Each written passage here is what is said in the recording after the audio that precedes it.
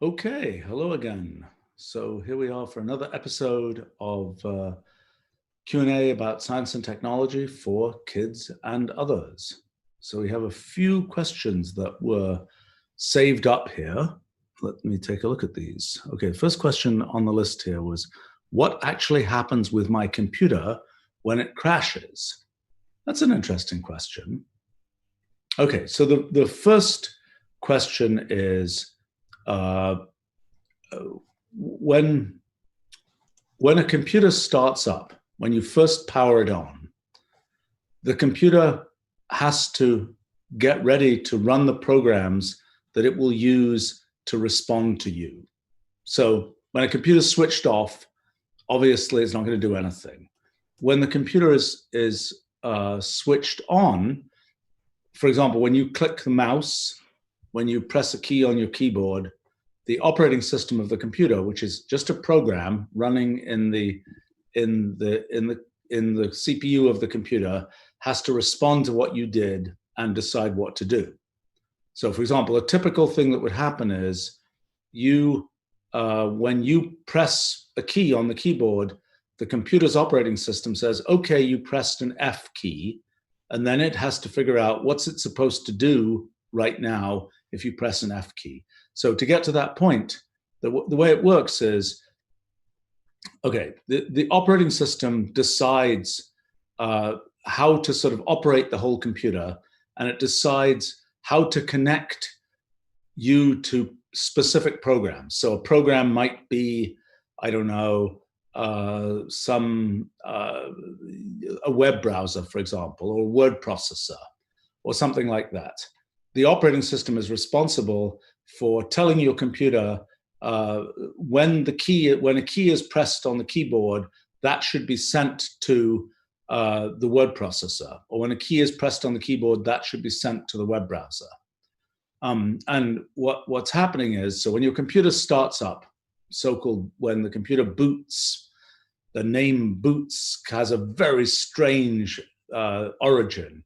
It comes from the idea of a bootstrap loader.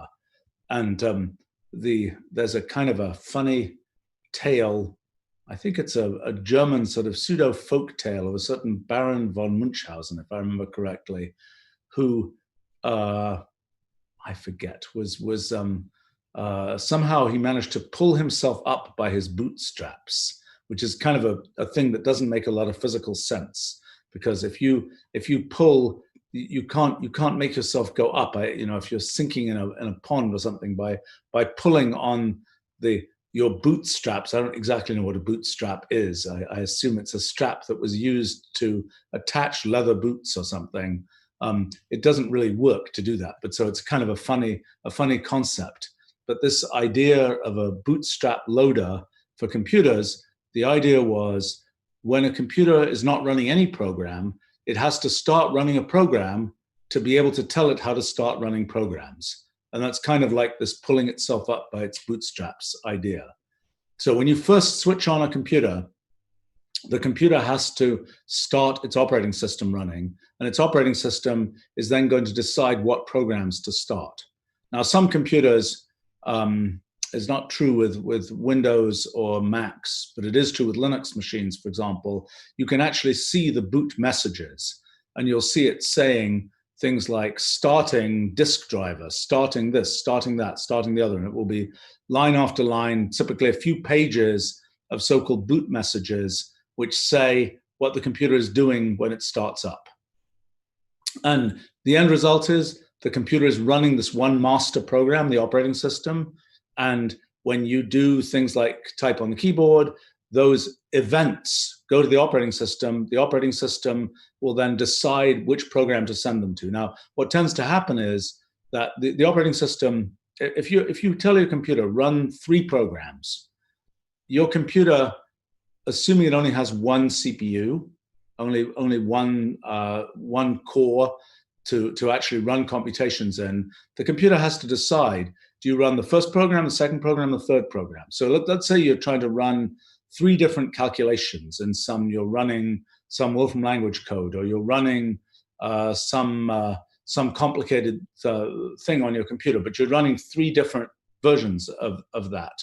The question is, something has to decide which version to actually run, then which version to run next, which version to run next, because your computer can only actually, it only has one core, it can only run one thing at a time. So there's usually a piece of the operating system that's called the scheduler, and the scheduler decides which program to actually run. So for example, if one of the programs you're running is a movie player, it will typically say, better keep the movie player running because otherwise the movie is going to glitch. So that will be well, it'll be more or less a high priority thing for the operating system to run. If there's another thing, which is, let's say, downloading a file and fetching something, it doesn't really matter if it stops downloading the file for 10 milliseconds because it's running some other program during that time. So that doesn't have to have such a high priority in the scheduler. But so the basic idea is the scheduler is deciding which program runs when. And as a human, you pretty much won't notice, unless the scheduler is kind of broken in some way, you won't notice what it's doing, because the slices of time that it's deciding run one program, another program is so short that we don't notice it. So it might be 10 milliseconds, 1 millisecond, 1,000th of a second, that kind of time. Now, the one time when we typically do notice things is when we tell the computer do something, where we say move the mouse, and you better see the mouse pointer move on the screen. And it used to be the case on older computers and older operating systems that the program that was supposed to move the mouse pointer on the screen might have been swapped out, might not be running when you actually move the mouse. And so the mouse pointer, you just wouldn't see it move. And then the operating system would say, okay, right, ready to run the program that moves the mouse on the screen, and then you see the mouse jump to where it was supposed to go. But so this process of figuring out when you tell the computer to do something, like you click the mouse, it generates an interrupt, and that interrupt goes to the operating system, and the operating system generates an interrupt. Again, I don't know quite how deep to go into this. The full story of how computer operating systems work is kind of complicated.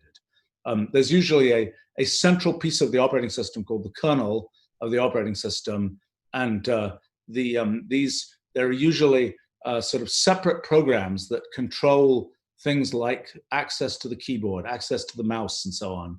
And those so-called device drivers generate interrupts when you click the mouse or something. They generate an interrupt to the kernel. The kernel will sort of wake up and say, okay, what should I do now? I just had a mouse interrupt. And it might say, well, now I've got to go send that to this program that deals with moving the mouse pointer on the screen. That's kind of roughly the way things work. So when your computer is running smoothly, the operating system is running, it's telling different programs to run, it's making sure that things get scheduled properly, all those kinds of good things. Now, what can go wrong? Well, the operating system has various protections built into it that say if something goes sufficiently badly wrong, you better just shut the computer down. So the worst case that happens is, an example of a bad case that happens is what's called a kernel panic. And a kernel panic means the kernel of your computer's operating system got really confused somehow. Something happened that there was some state of your computer that your computer got into that the kernel of your operating system said, as far as its programming is concerned, your computer is never supposed to get into that state. So it says, oh my gosh, I don't know what to do. It has a kernel panic and it reboots your computer. So it effectively is going to restart the whole operating system as if you'd switched the computer off and back on again. So that's one sort of reason that a computer can crash is a kernel panic. Generally, what initiates things like that is things like the following issue. So each program in your computer has a certain piece of computer memory that it's supposed to be dealing with. So let's say that you have a word processor. It's going to represent the document that you're processing in the word processor somewhere in the memory of your computer. And the memory of a computer is, different programs are all putting their data into different places in the memory of the computer. And roughly, it's the responsibility of the operating system to organize where in memory all these programs get to put their data.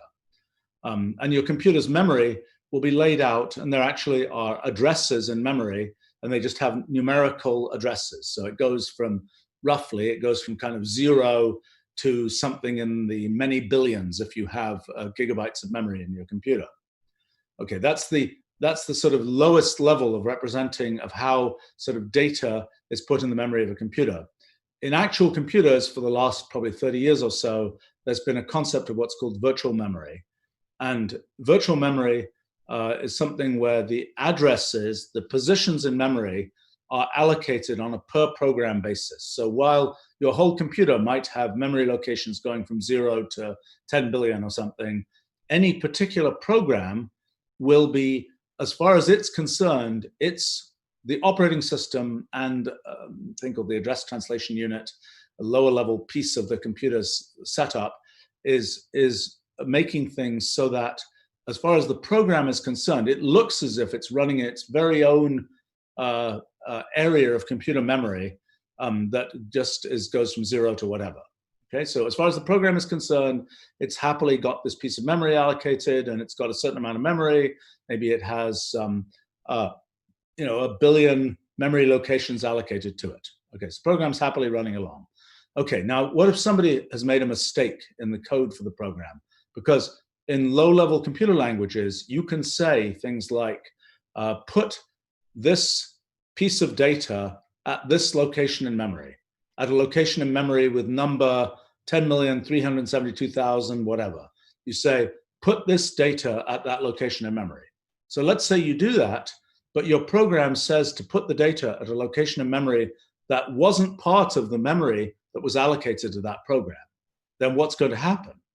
Well, what typically happens is that the program, the operating system, causes the program to generate what's usually called a segmentation fault, which means that it is trying to write data into a place that isn't the memory allocated to that program.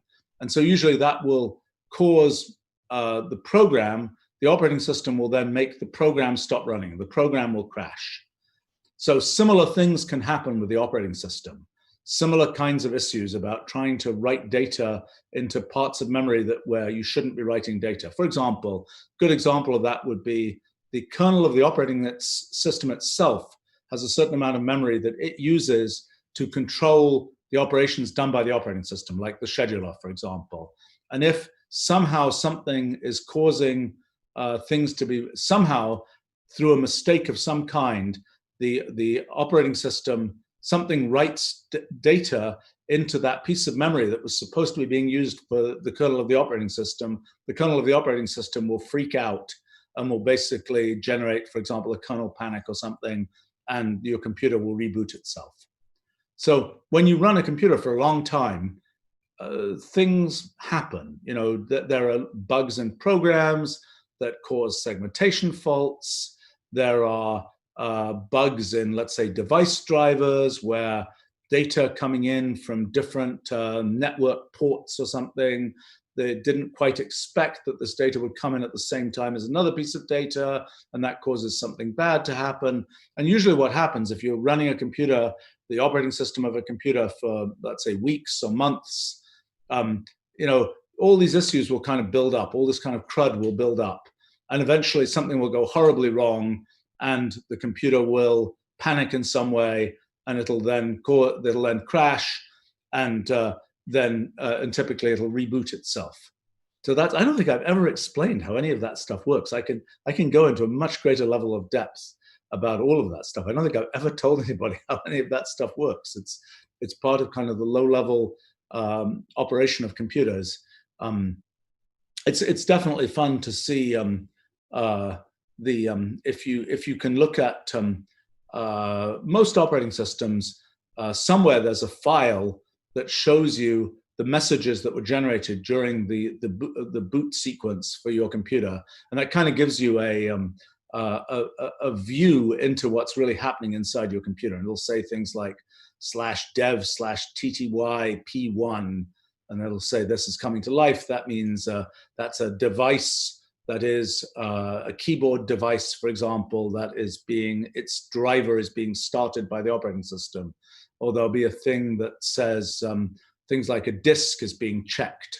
And so when a computer comes up, often it will run a program that checks that the data on the disk is correctly configured, so that there wasn't any, because when the computer, for example, if a computer crashed, it might have been in the middle of writing data to a disk, and it might have partially written it and partially not written it, and that would cause something that would be a messy thing as far as the data that the computer has stored. So it tries to clean that up. So anyway, rough story of what happens when a computer crashes.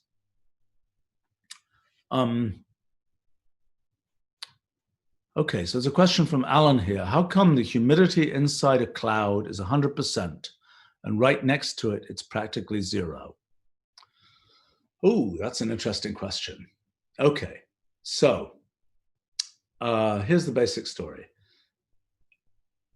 One of the things that happens in materials is a thing that's called phase transitions. So one knows that materials can exist as solids, as liquids, as gases. And if you take some water, for example, and you heat it up, then exactly if you're at normal, normally if you're just doing this in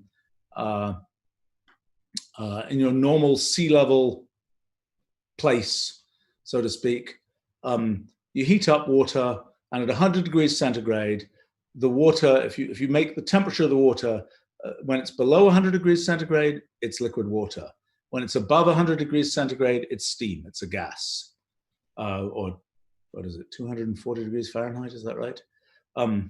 But there's a definite temperature where the water transitions from being a liquid to being a gas. That's called a phase transition. It's a very interesting phenomenon that there's this kind of sudden transition. It's like many things in the world. When you change something, like you gradually change temperature, you might think the water would gradually go from being a liquid to a gas. But as soon as the water is at 100 degrees centigrade, it basically becomes a gas. A little bit of a footnote there. You can actually superheat water, and you can keep it not becoming a gas. If the water doesn't have any place where it can start to become a gas, if it doesn't start making those bubbles and things, if you can prevent it from ever forming a bubble, you can actually superheat it to the point where it's above 100 degrees centigrade and it hasn't yet nucleated. There's been no place where it started to form a gas. But in a first approximation, water below 100 degrees centigrade, it's liquid water. Above 100 degrees centigrade, it's a gas. Okay, so that's what happens normally. If you, for example, if you live in Denver, which is 1 mile above sea level, the atmospheric pressure is lower, and the temperature at which water boils gets lower as the atmospheric pressure gets lower. And so that means that the, gets higher. Which way around does it go? Oh my gosh. No, I think it gets higher as the pressure gets lower. As the air pressure gets lower, the temperature, let me think about this for a second.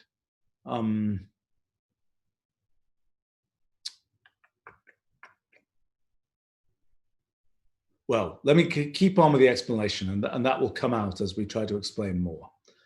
So what happens is, all right, what causes the water to boil? Why am I talking about this? The reason I'm talking about this is because a cloud is a giant area of steam. And when it rains, that's happening because that steam is condensing into liquid water and falling out of the cloud. Okay, so the thing that so what happens when normally when water is a solid in form of ice, for example, what's happening is that the molecules of water are okay. I have to explain first of all what is temperature.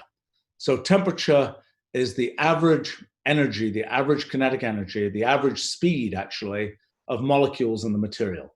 So as you heat something up to increase its temperature, what you're doing is you're increasing the average speed, the average kinetic energy of all the molecules in the material. So as things get hotter, molecules are running around more quickly. As things cool down, the molecules are running around less quickly. And the molecules in something like a solid, there are forces that bind the molecules together. There are forces that attract the molecules. That's why the thing becomes a solid. Those forces, when the molecules aren't, when it isn't heated up and the molecules don't have high velocities and they're bouncing around, those forces that attract the molecules together, they win, and the molecules just get stuck together in a solid. As you heat the material up, the molecules start running around faster and faster, and eventually their kinetic energy, the speed that they're running at is such that they can break out of these forces that attract the molecules together. And so the first thing that happens is they break out of kind of the rigid arrangement of molecules that you get in a solid, and they start running around a bit, and that makes a liquid. And then as you heat it up more, they start running around, and you get, and they form a gas where the molecules are running around very quickly and where there aren't really forces of attraction between molecules. It's only, the molecules only interact by basically running into each other. And they're not held together by forces, at least in a first approximation. Okay, so the next big question is, why does the boiling point, why does the temperature at which the molecules can break away from these forces associated with the liquid that make them form a liquid, as you change the pressure, as you change how does that affect the way that works? Okay, this requires me to think a little bit in real time. Let's see. I am trying to think, because I remember the dependence of boiling point on pressure, but I can't remember which way around it goes. So let's have a little think about that. I also remember that there are these things called pressure cookers. And I think the idea of a pressure cooker is you increase the pressure and you decrease the boiling point. So that from knowing that piece of technology, I'm pretty sure as you increase the pressure, you decrease the boiling point.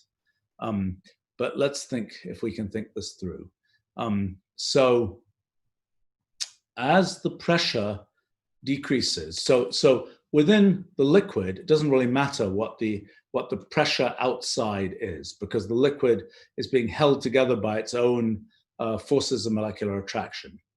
When you're outside, when you're in the gas, the question is, what is how does the ability to turn into a gas, how is that affected? Oh yes, I see how this works. Right, by what the pressure of the gas is. And the pressure, what is the pressure of the gas? The pressure of the gas depends on basically the number of, again, this is a little complicated, okay? There's a whole area of physics called kinetic theory, and kinetic theory gives you various results. Like, for example, there's a result that the pressure is equal to, if I remember, 1/3 times the number density times c squared times the average velocity, if I remember correctly. No, it involves the mass of the molecules as well. 1/3 nm c square bar, I think. Okay, I'm getting too complicated here.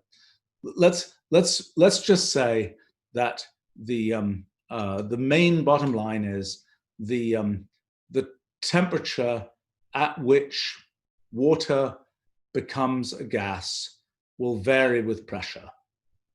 And so why is that relevant?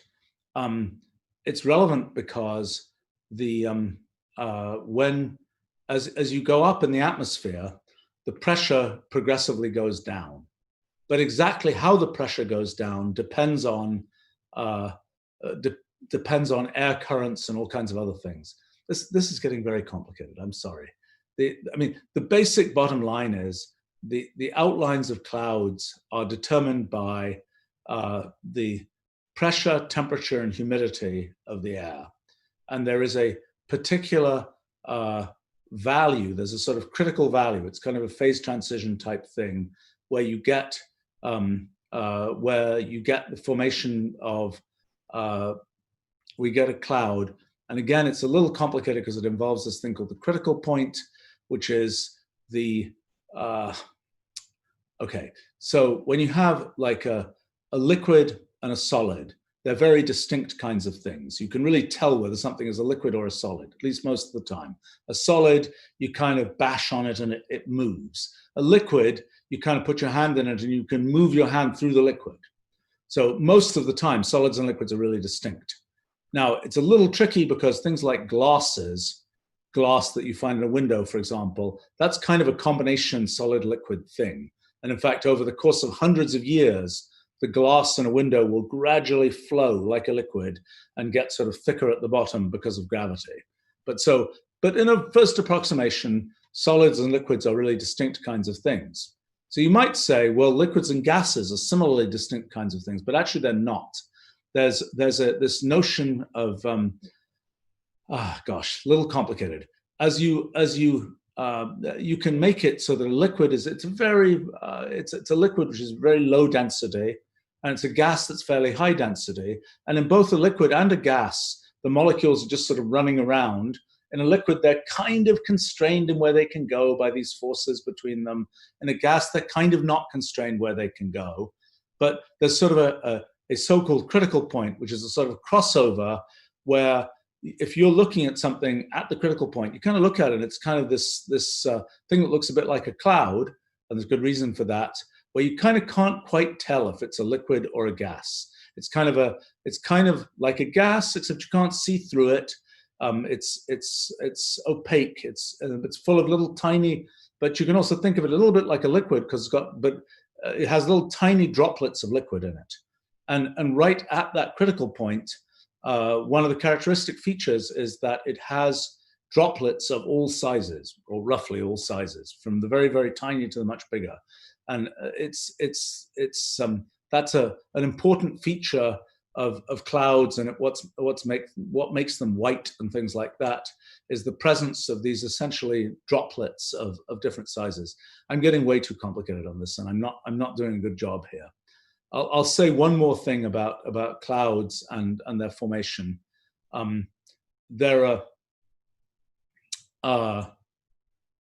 Okay, so one of the issues in the Earth's atmosphere is that there's wind that everybody knows about at the surface of the Earth, where wind is blowing in one direction, blowing in another direction.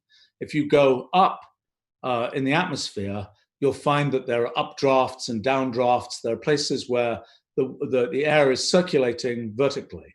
And for example, if you fly gliders, you're always trying to find thermals, which are places where the hot air is rising, and because hot air is less dense than cold air, so it floats on top of the cold air, so the hot air will rise. And if you have a glider there, the hot air rising will push your glider up. And same with eagles and things will go around looking for thermals where they just have to hang out and spread their wings, and just the updraft of the air, because the hot air is rising, will make them go up. But in any case, so in the atmosphere there are continually those are called convection cells, where there's a place where the air is going up because it's hot, and there's another place where the air is coming down because it's cold. And those convection cells are important for forming the conditions where you get clouds. So, for example, cumulus clouds have convection cells below them and around them that cause the clouds to form where they form.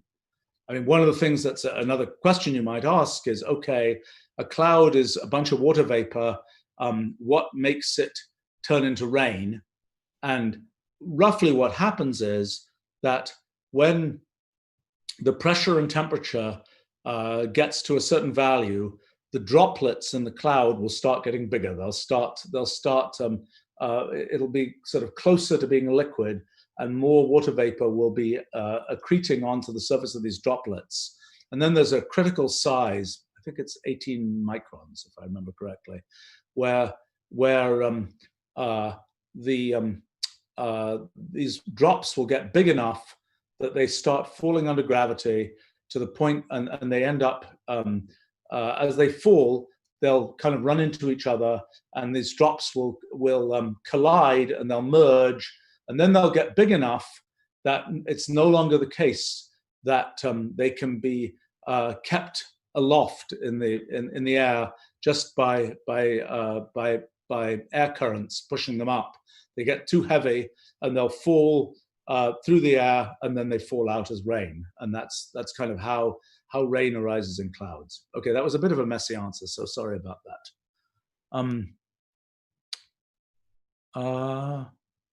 Let's see, we got a lot of questions here. Oh my gosh, so many questions, so many interesting questions.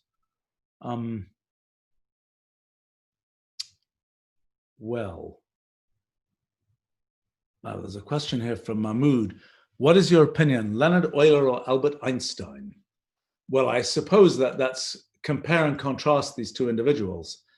So I've studied a lot of historical biography. I have not studied those two people as much as I might have done.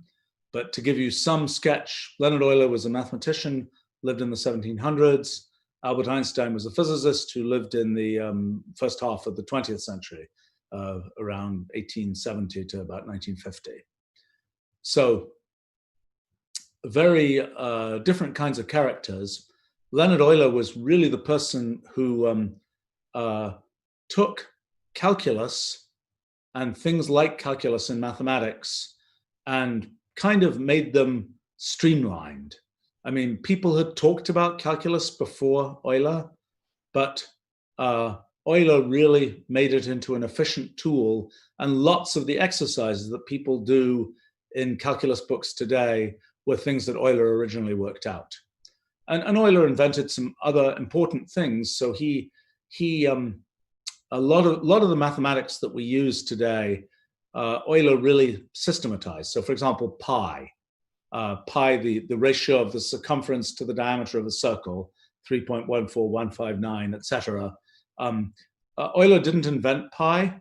Pi was actually known in antiquity, and even the name pi came from a man called Jones, who lived in England. But Leonard Euler was the person who sort of popularized the use of pi. And also I, the square root of -1, was invented by a chap called Cardano in the 1500s. But Euler, again, sort of streamlined the use of complex numbers.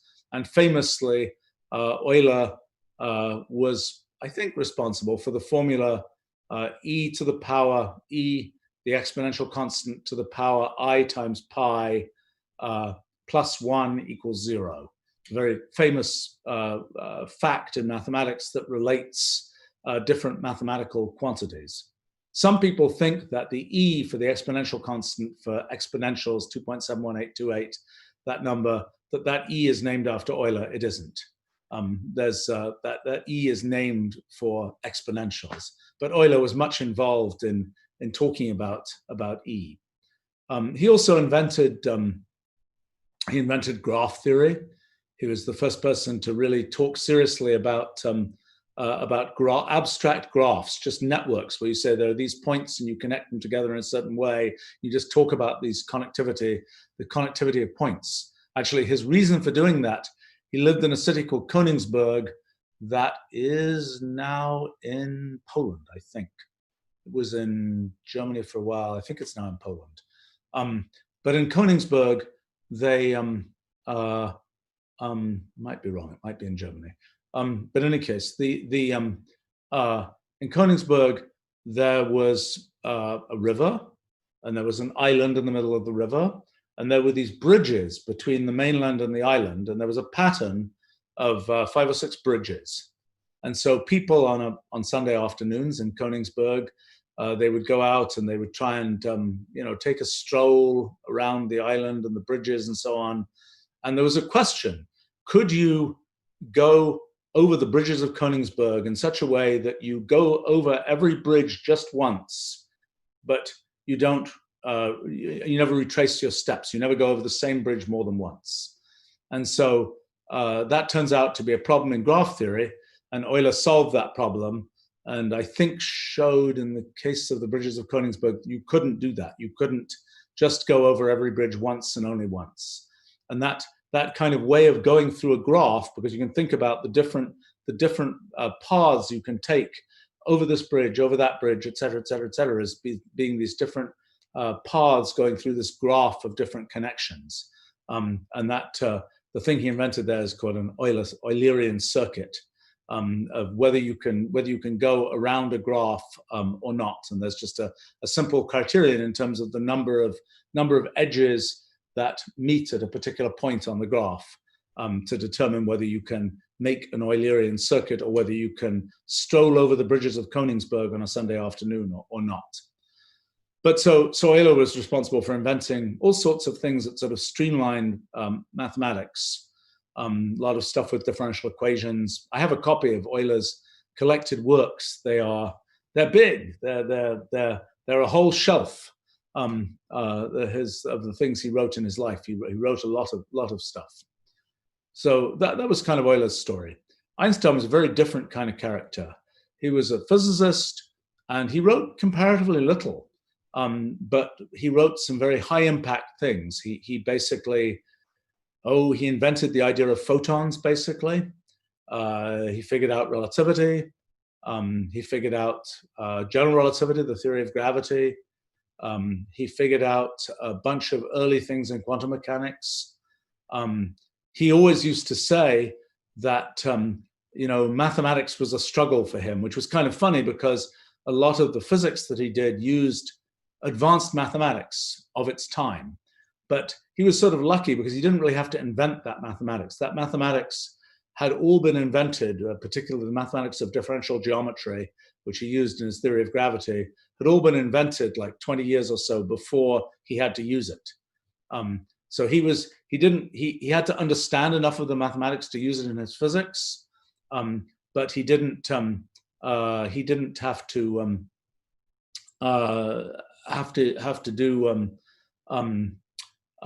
invent the mathematics, so to speak. So, very different kinds of scientists, mathematicians. Euler wrote a huge amount of stuff, was very involved in systematizing and streamlining and organizing how you should compute things. Einstein had a small number of very good insights about how things should work. He didn't really get involved in carefully calculating what would happen. Other people followed up on his theories and did that. He was much more of a have the great idea type thing and write it down. His papers were usually quite short, and sort of take it from there, so to speak. So very different kinds of people, very, very different kinds of contributions to the history of science and mathematics, and hard to compare, as these things usually are.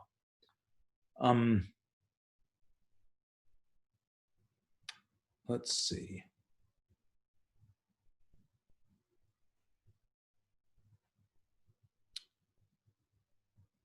Oh boy.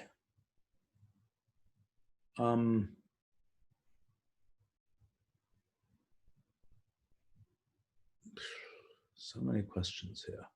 It's a lot of detailed questions.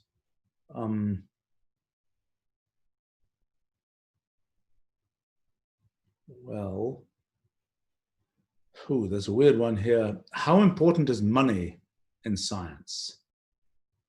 There's many different ways to answer that question, but if you look at the progress of science, there's kind of big science and there's smaller science. Some kinds of areas of science just need a lot of money to do them. For example, any piece of science that involves launching a spacecraft, guaranteed to need quite a lot of money. If your science is explore the outer planets of the solar system, you need $1 billion to play, so to speak. If your science is go figure out another mathematical result, you don't need, you need the money to keep yourself, fed or whatever. You don't need anything much at all. You're just sort of paying for people's time. There are different kinds of science and the different advances in science that have needed different amounts of money. sometimes paradoxically, the more money you put into an area of science, the less quickly it progresses, because you have to set up all these structures for how are you going to spend that money and things, and it becomes very difficult to have sort of a new innovative idea. But there are big areas of science. Let me mention some of the the successes of big science, so to speak. One success is the Human Genome Project. So we all of our cells in our bodies contain DNA. All of the sequences of our DNA contains these programs, which in the case of humans have 6 billion base pairs, 6 billion A, G, C, T choices, and that program specifies basically how to make a human. And so it's very interesting to know what that program is, because, for example, knowing that program tells us what kinds of proteins and things, what kinds of molecules get used in different parts of the human body, what things might be relevant for medicine and so on. Variations in that genome from person to person can tell one what causes one person to have this characteristic or that characteristic, or to be able to get sick in this way or that way. And so about, 20 years ago now, there was a big effort mounted to sequence the human genome, to actually find those 6 billion base pairs that corresponded to the human genome. People had sequenced little bacteria, viruses. For example, the coronavirus has a genome that is 29,000 base pairs long. So it's a very short genome, much shorter than the 6 billion base pairs of humans. The first critter that was sequenced was a thing called Phi-X174, if I remember correctly, which is a bacteriophage, which is a virus that infects bacteria. And it has a very short genome, maybe a few thousand base pairs.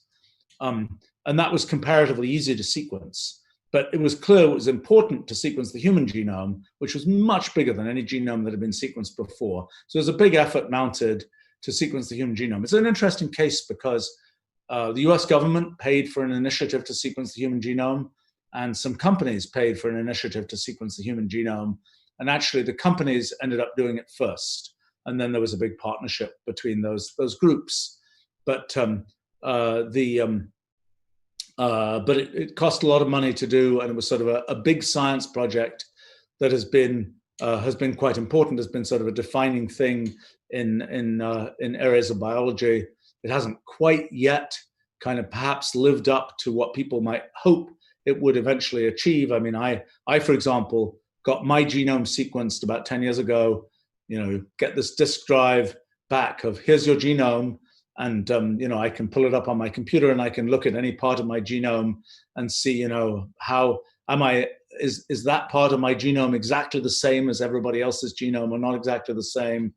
But it's not clear what the significance of that is usually. Anyway, that's one example of a, quote, big science project. Another example of a big science project is particle accelerators. For example, the Large Hadron Collider at CERN was a collaboration of many countries, including the US. It cost about $10 billion.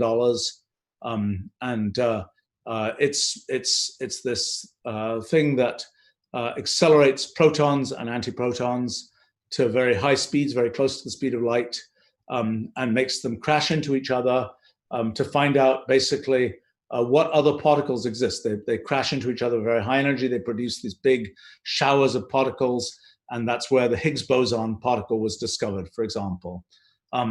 And so that project is very interesting for physics, doesn't really have any practical applications that anybody knows yet. So that's an example of a big science project that was done kind of just to try and learn more about how physics basically works. Probably what was discovered at the LHC is probably enough clues, I would guess, given what we've done in our recent sort of effort in fundamental physics, probably enough clues to be able to find the fundamental theory of physics. There's a big discussion about whether the world should build a bigger particle accelerator, and if so, what kind of particle accelerator it should be. Should another 10 billion, 20 billion, whatever dollars be spent on building another particle accelerator? Is it worth it? So that's another example of a big science project just cost a lot of money. Another big science project is a project called ITER, which is being built in the south of France. It's an attempt to make a nuclear fusion reactor. So, the sun is powered by the fusing of the nuclei of hydrogen atoms together, which releases a lot of energy. A nuclear power station is powered by the breaking apart, the fission of uranium, plutonium, some of these heavy elements. But you can get even more energy by fusing together light elements like hydrogen.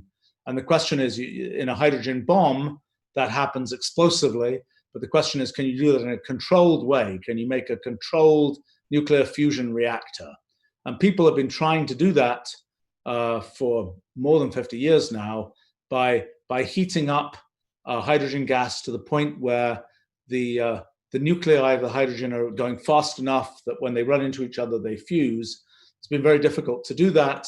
There's a big project, as I say, I think it's around, I forget, it's on the order of $10 billion project to build a something which would be an example, might work in the year 2035 or something like that, an example of how one might build a fusion reactor. So that's another example of a big science project. That one is sort of a mixture of, well, could be useful if it works, and let's just figure out if it works type thing. Another big science project. Then there are other big science projects that involve, well, for example, the LIGO gravitational wave detector was a big science project, which doesn't really have practical applications directly, but is, again, a basic science project, and that sort of amazingly, the LIGO gravitational wave detector is able to detect the collision of two black holes pretty much anywhere in the universe from the gravitational radiation that's emitted as a result of that very violent event can be detected on Earth through LIGO. But so those are examples of some sort of places where spend a lot of money on science, you can get a big result. Other places, like in mathematics, it's like, spending more money, well, you can have more people working on things, but that's it's a small effect. It's not something where you are spending, where you kind of need a huge amount of money to make something work. Okay, somebody is telling me that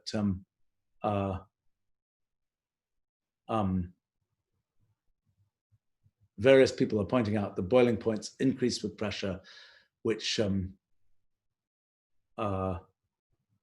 oh yes, that does make sense. See, I'm sorry. You this is one of these cases where right,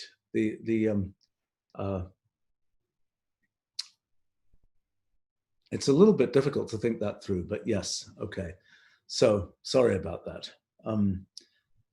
It's one of these cases where I should allow myself to just look for a moment at. I kind of feel like I'm doing the closed book homework project, so to speak, where I'm not looking anything up.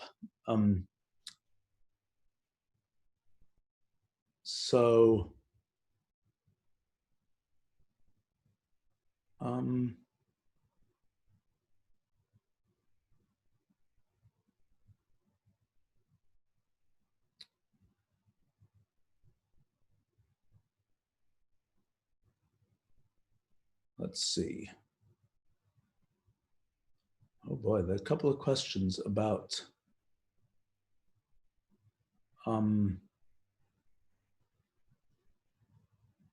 okay, there's a fairly simple one here from Planumbra. Is there a maximum limit on temperature based on the fact that particles can't exceed the speed of light? The definition of temperature is it is the average kinetic energy of particles, the average energy of a particle. So in standard kind of high school physics, the relation between speed of a particle, velocity of a particle, and its energy is the kinetic energy is a half mv squared, where v is the velocity and m is the mass. But when you do relativistic mechanics, that the formula is not that. It's a half mv squared divided by square root of 1 minus v squared over c squared, where c is the speed of light. And so when in relativistic mechanics, you put more and more and more energy into a particle, and it can never go faster than the speed of light. And that formula, which I said too quickly, is such that as you put more and more and more energy into the particle will, its speed will get closer and closer and closer to the speed of light, but it can never exceed the speed of light, but you can keep putting energy into it. So since temperature is defined as the as proportional to the average energy of particles, it doesn't matter that there's a maximum speed to the particles. You can keep putting more energy in, just happens that their speed won't keep increasing. So the basic answer is there is no upper limit to temperature on the basis of just putting energy into particles based on speed. Now, there are potentially upper limits to temperature produced by other things. For example, one of the things that, well, in our model for fundamental physics, there is a very, very large upper limit to temperature because of the fact that, well, it's because of the, when you have a, one way to think about it is, when you have a particle that has enough energy, it would correspond to a mass that will cause that particle to basically produce a black hole around it. That doesn't happen at any temperature we can, ever imagine getting to. But in principle, if you increase the temperature high enough, you'll get essentially a mass energy associated with that particle that will cause it to make a singularity in space-time. That's one reason to have a highest temperature. It used to be the case that in particle physics, people thought in the 1960s up until about 1970 that there might be a maximum temperature, and people imagined that as you increase the temperature, you just get more different kinds of particles produced, and that there were enough different kinds of particles being produced that you would just, as you increase the temperature, instead of the energy going into making kinetic energy of particles moving around, it would go into the mass energy of having additional particles, additional types of particles produced. That was a thing called the Hagedorn theory. That theory doesn't seem to turn out to be correct. It was actually a theory closely associated with the first version of string theory. And it was, it just didn't turn out to be true. So there isn't an upper limit, except for these very, very, very large upper limits associated with gravitational collapse on temperature. So let's see. I'm embarrassed about my lower boiling point thing, and maybe we can go through.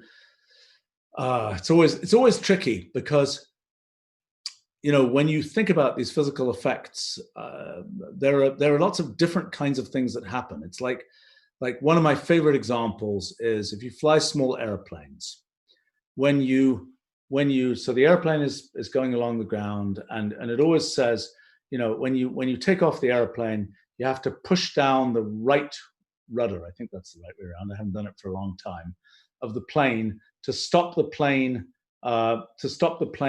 turning its nose to the left. Okay. So the question is, why does the plane turn its nose to the left? And it turns out there are, you might think, oh, I know physics, as I did when I tried to learn to fly small planes and things. I know physics. I can figure out why any of these things happens. Well, it turns out there are three different effects, and it's really hard to know from physics which of those effects is more important. One effect is the, see if I can remember them.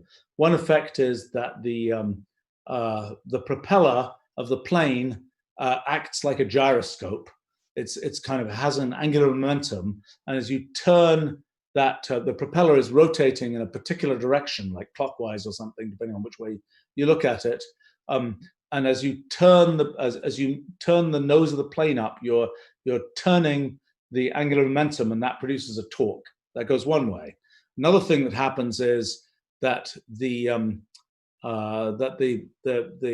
air coming back from the propeller makes a kind of spiral, and it hits the vertical stabilizer of the tail on one side and not the other. And there's a third effect, which has something to do with the wings of the, oh, no, I know what it is.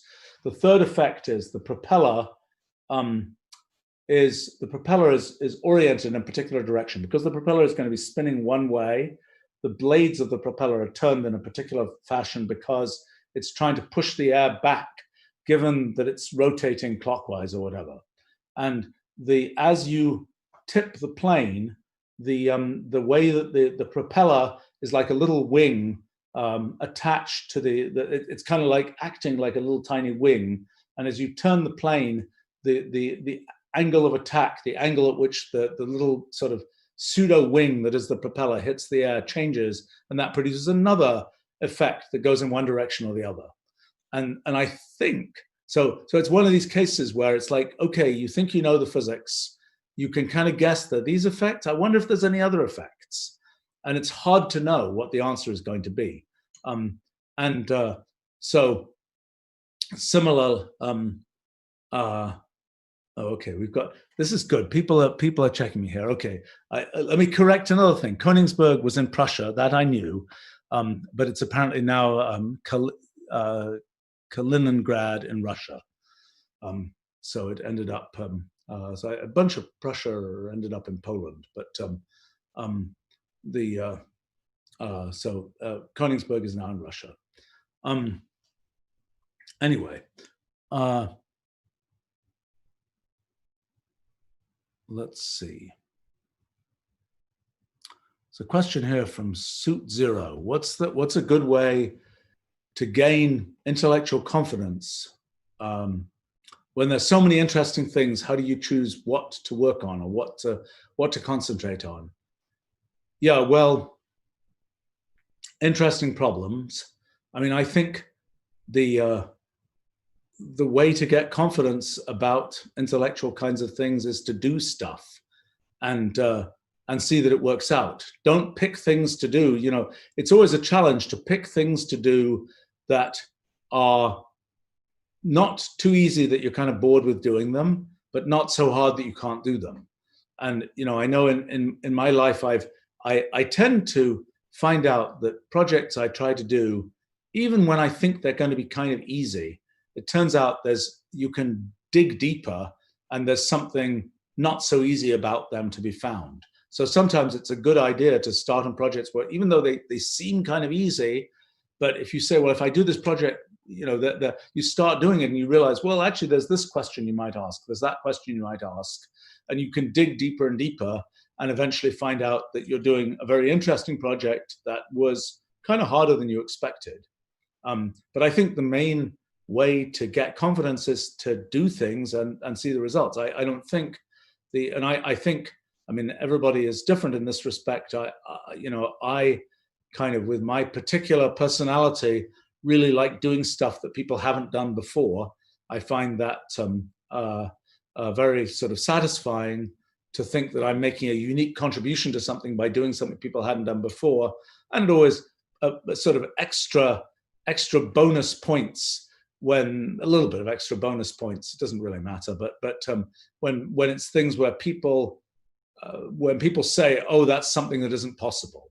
Actually, I personally often tend to work on things which nobody really thought of doing before. So nobody ever decided nobody ever tried it and said, oh, that's really too hard. They just hadn't tried it because they hadn't thought of doing it. Or maybe they vaguely thought about it, but thought maybe it was too hard. But mostly they just hadn't thought of doing it. So I think the main way to get intellectual confidence is to do things and to see that you can do them. And you know, the thing to not be put off by is people telling you, oh, that's impossible, you know, that's too hard, et cetera, et cetera, et cetera. It's just like, do what you can do. And sometimes the thing you pick to do may be too hard. Maybe it isn't going to be possible for a century to do that.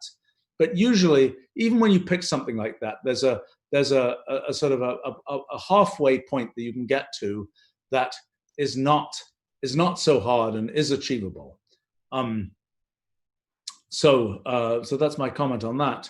I think that how to choose what to work on. That's an interesting issue. I mean, for me, I have these big projects that I'm interested in, and for some of them, I don't think that the things that need to exist in the world are to the point where those projects are really doable right now. there are projects I've been interested in for a long time about nanotechnology, about constructing things out of molecules. But I just don't think that the technology that exists today is quite around chemistry and material science and so on, is quite to the point where that project, where the parts of that project that I can contribute to are really doable. I think I would have to do a lot of kind of building of infrastructure to get to the point where I could actually contribute to the project. So, first question is what's needed to do the project something that exists in the world, something you have access to, or is it something, it's like if you have a project and, oh, by the way, it needs launching something on a spacecraft and you don't have access to a way to get something launched on a spacecraft, then it's probably not the right project to do.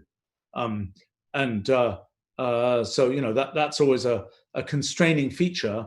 I would say that for me, about half the projects I've ever done are projects that I've been kind of saving up for a decade, 2 decades, 3 decades, whatever.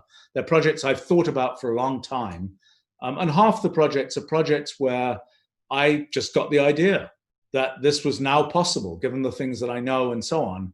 And I hadn't been planning it for a long time. And both kinds of projects I like, because on the ones where I've been planning them for a long time, I've often been accumulating ideas and notes and so on and so on and so on for ages and ages. And then finally, it's at the point, oh, I can do this. That's what happened with this fundamental physics project. I've been sort of planning that for 30 years and finally started doing it last fall. But for example, projects I've been doing about blockchain, let's say, are projects that I've never thought about doing until very recently. So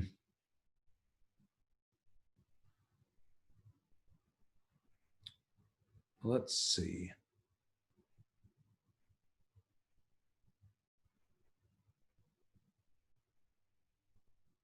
Well, there's a question here for somebody who has graduated from college with a STEM degree and is interested in graduate school and is interested in molecular biology or biochemistry. I don't know. There's a few generic pieces of advice. I mean, there are fields that go through these cycles from times when sort of there's a methodological advance, things advance very rapidly in the field, and then things slow down and their decades go by and the thing is growing quite slowly. If you can get into a field that is sort of advancing rapidly, that's a neat place to be. However, some fields get sort of very oversubscribed. And usually the time to get into fields is usually right before they really hit the kind of incredible oversubscription popularity. I mean, like machine learning is like maybe a little bit over its peak now, but last, a couple of years ago, machine learning was like the hottest thing imaginable. And like everybody wanted to get into machine learning. But if you got into machine learning in 2012, when sort of modern machine learning was just taking off, that was a terrific time to get into that field. So, for example, in molecular biology and so on, I suppose one of the hot areas there is gene editing. I think that the one of the issues in graduate school, okay, so graduate school in the biosciences can have some issues because a lot of the work that's done, most of the work that's done is experimental work.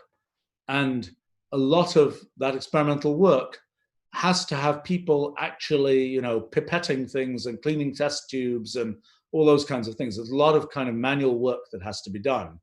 What can happen is that people can end up thinking they're going to graduate school in science and ending up basically being essentially lab technicians, working on sort of the details underneath some experiment somewhere. And that's not such fun. And it's typically, I mean, some people really, really like that kind of work. But if you want to be sort of inventing science, that's not what you're doing in that case. You're doing sort of careful work to follow through on some lab experiment. So a thing to sort of watch, I would say, is what really happens in that lab, and are the graduate students the ones doing the pipetting, or are the graduate students involved in actually doing things which are which are part of really contributing to the progress of the science. I have to say that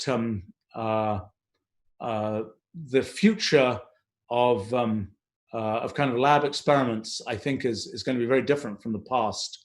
Actually, there's a company, I'll give a shout out to a company called Emerald Cloud Lab that we've been working with for many years and has been using our Wolfram language technology a lot. And they've been building an automated lab. The cloud lab idea is just like the computer cloud, where there's a big computer and you can access it remotely. In this case, there's a big lab and you can access it remotely. And you type Wolfram language code on your computer, and it says, do this pipetting, heat this sample up, run this particular, combine these chemicals in this way, run this analysis, and so on. And it's just pieces of software code. And when you press go, it tells the robots that they have in their automated lab to go and start running your experiment in their lab.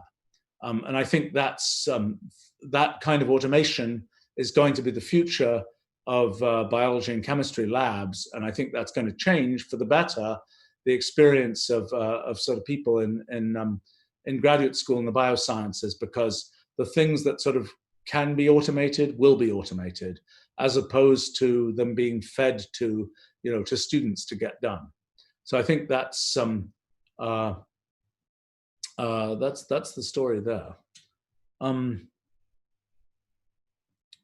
Okay, well, I should wrap fairly soon. There's a lot of fairly technical questions about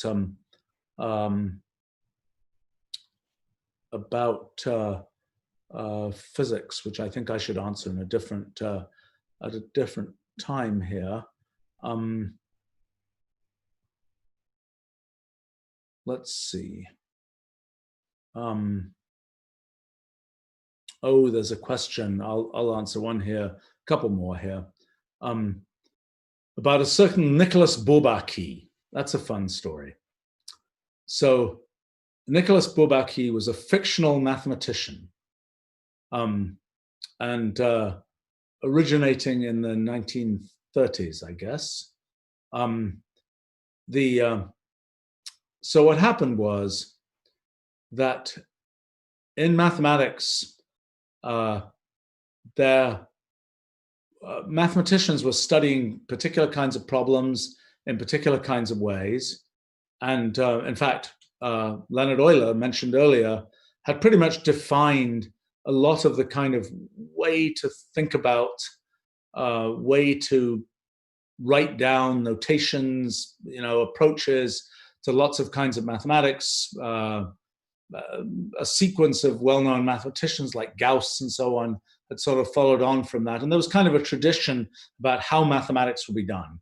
And that tradition is actually quite similar to the tradition that if you learn calculus in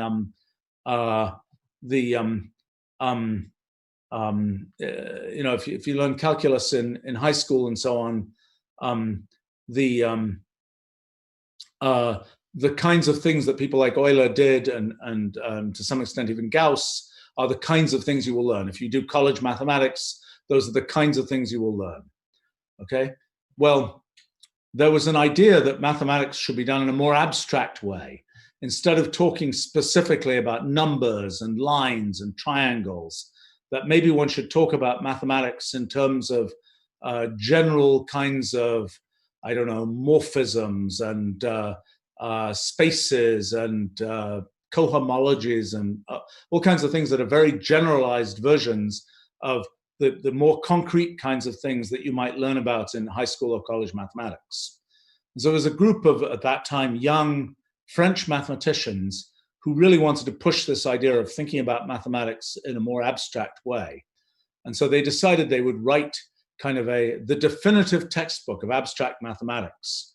But somehow, I think, as a way to kind of not stick their necks out too far, and also provide kind of a certain, anchor brand for their mathematics, they decided to author that series of textbooks to have a pseudonym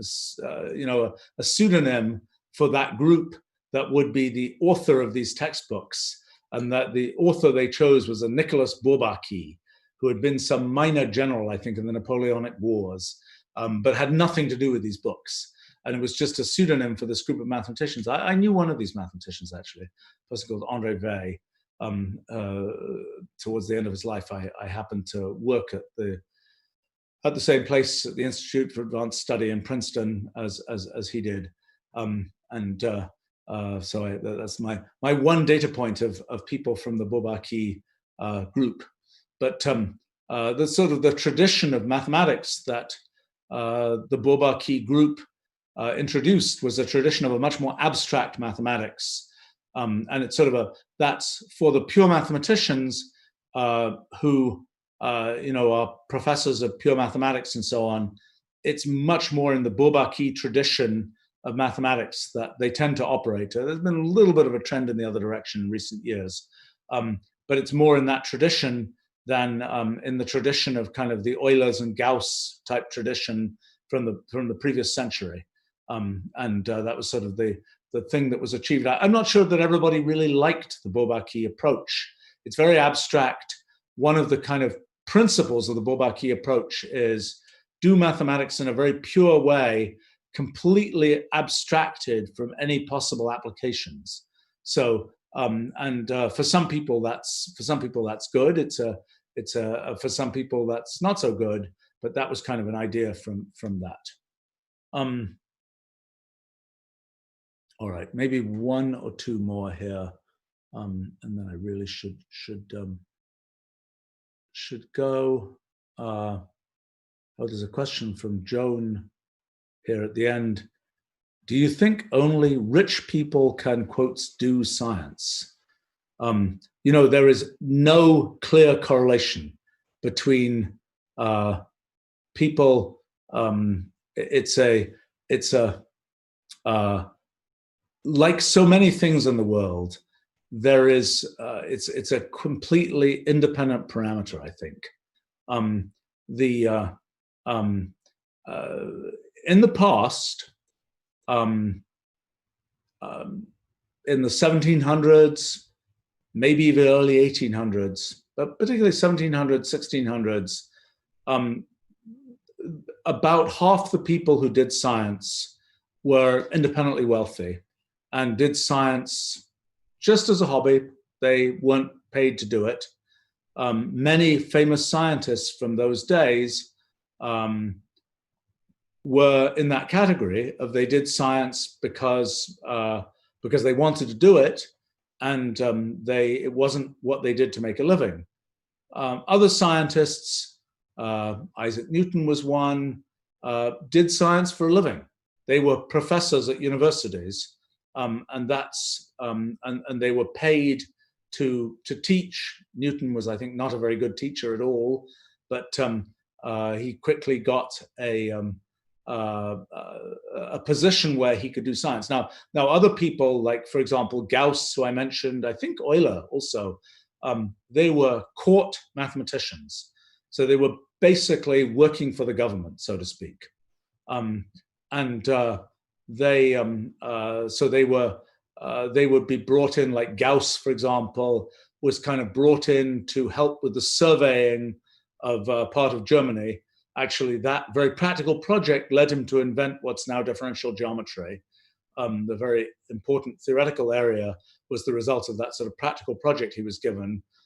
Other people, so that was sort of a common path, was to be a court mathematician, which in today's world would be to be a government scientist or whatever, working for the government. Many famous scientists had all kinds of financial problems. Johannes Kepler, person who invented Kepler's laws, did a lot of work in polyhedra, famous scientist from the late 1500s, early 1600s. He was constantly in financial straits. He tried to be an entrepreneur. He tried to be sort of a math entrepreneur. It really didn't work out.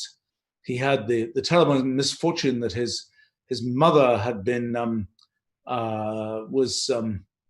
I don't know how it worked in those days, but she was accused of being a witch, And so he spent a lot of time and effort dealing with the litigation associated with proving that his mother was not a witch, which is a very bizarre thing. But Kepler was a person who was definitely doing mathematics and science, and I happen to know from knowing that history that he was always in financial issues of people who were supposed to pay him didn't pay him, and he was always always had financial trouble. I mean, there are other people, different times, like Charles Babbage worked on early computers in the 1830s and so on. Happened to have inherited a lot of money from his father, who was a banker. Worked with Ada Lovelace, who happened to again come from in that case the aristocracy in England, with lots of land and so on. But then, back in those days, I think it was about 50-50 between people who were employed to be scientists and people who did science as sort of a hobby because they made a living some other way. I would say in modern times, the vast majority of people who do science, vast majority, do it for a living, so to speak. They do it because they are paid to be professors, they're paid to work on government grants, they're paid to work for research centers, they're part of companies, pharmaceutical companies, whatever else. The vast majority of people who do science do it that way. And in fact, at this point, very few scientists, surprisingly few scientists, do it as a hobby, sort of because they find it fun, and they don't really do it for a living. I'm probably a rare case of somebody who, at least at this point in my life, is an amateur scientist, so to speak. I don't do science for a living. I do it because I like doing it, and I make my living being a CEO of a tech company. I used to make my living being a scientist as a professor, research scientist, and so on.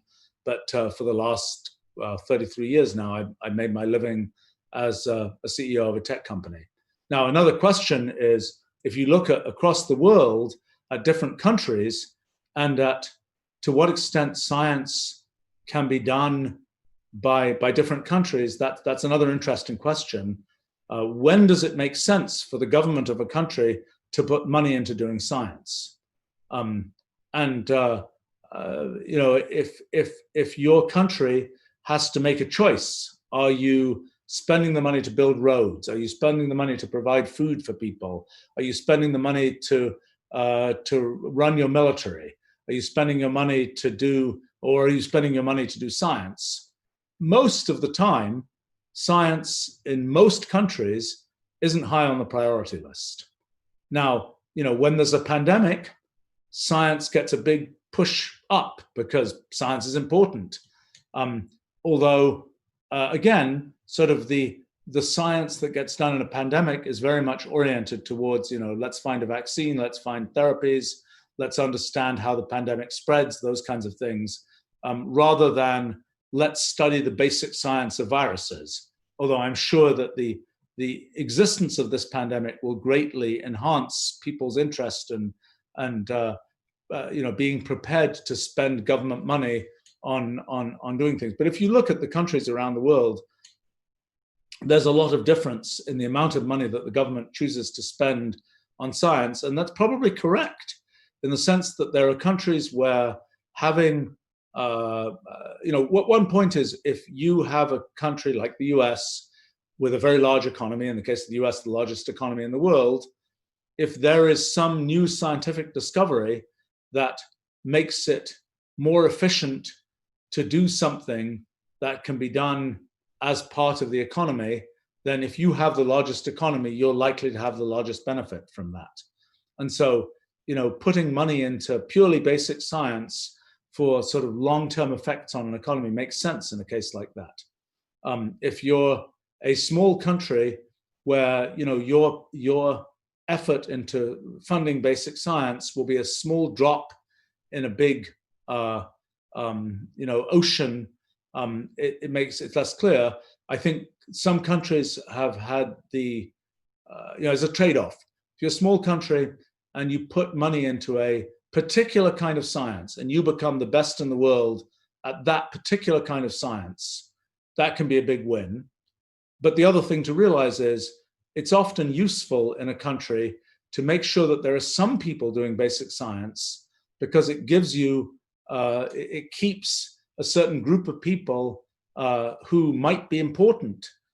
You know, if a pandemic comes, if there's some other issue that requires sort of scientific thinking, you know, it's really good to have those kinds of people around in your country.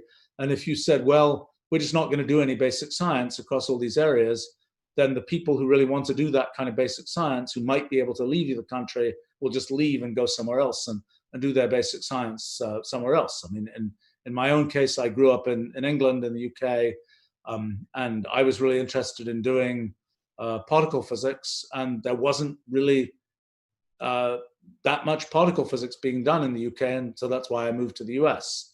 And that was, you know, that's sort of an example of that dynamic, and you know, that's the way these things work. All right, I better wrap up here. We've asked lots of interesting questions today.